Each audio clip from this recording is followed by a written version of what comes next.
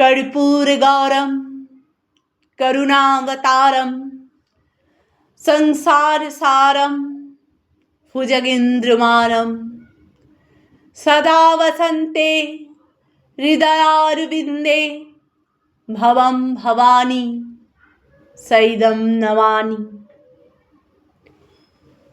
आज মহাশিব চতুর্দশী, যাকে মহাশিবরাত্রি বলা হয়ে থাকে। আজকের এই দিনটিতে সেই মহাকালের পুজোয় আমরা তার আবাহনের জন্য আমরা সবাই লিপ্ত। আজকের এই দিনটিকে অনেকে অনেক রকমভাবে ব্যাখ্যা করে থাকেন। আজ সেই মহাকালের দিন, যার কোনো অন্ত নেই, যার কোনো আদি নেই। আজকের এই দিনটিতে আমাদের সারা ভারতবর্ষ তথা সর্বত্র আর কি, ভারতবর্ষের বাইরেও তো অনেক শিব মন্দির আছে। সেই সমস্ত জায়গায় প্রচুর দুধ, দুধ আজকে মহাদেবের মাথায় আমরা ঢালি, আমরা অর্পণ করি তার পুজোর উদ্দেশ্যে। দেখুন, যে যার নিজের ভক্তি অনুযায়ী চলবে, এটা খুব স্বাভাবিক, এটা ঠিকই। যার পুজো করতে ঠিক যেভাবে ভালো লাগবে সে সেইভাবেই পুজো করবেন।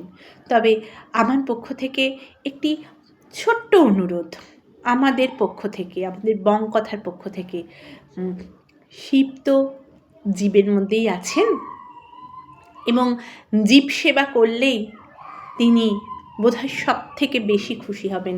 তাই ওই প্যাকেট দুধ তার মাথায় না ঢেলে একটুখানি একটা ছোট্ট ঘটির মধ্যে বা একটা ছোট্ট কলসের মধ্যে একটু দুধ রেখে তার উদ্দেশ্যে বাকি দুধের প্যাকেটটা কি আমরা কোনো অভুক্ত শিশুর মুখে দিতে পারি না?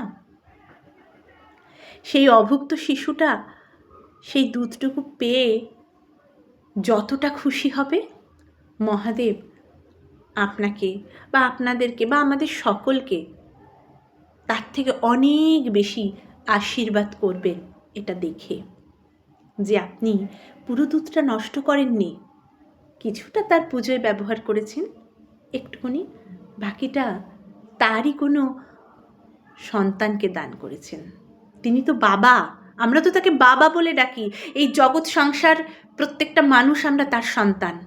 তাই তার কোনো অভুক্ত সন্তানের মুখে যদি একটু ওই দুধ পায়, একটু দুধ পড়ে, মহাদেব বোধহয় তাহলে অনেক বেশি খুশি হবেন এবং আমাদের সবাইকে অনেক বেশি আশীর্বাদ করবেন, যেন আমরা ওই একটি শিশুর বদলে হাজার শিশুকে একদিন সেই দুধ দিতে পারি।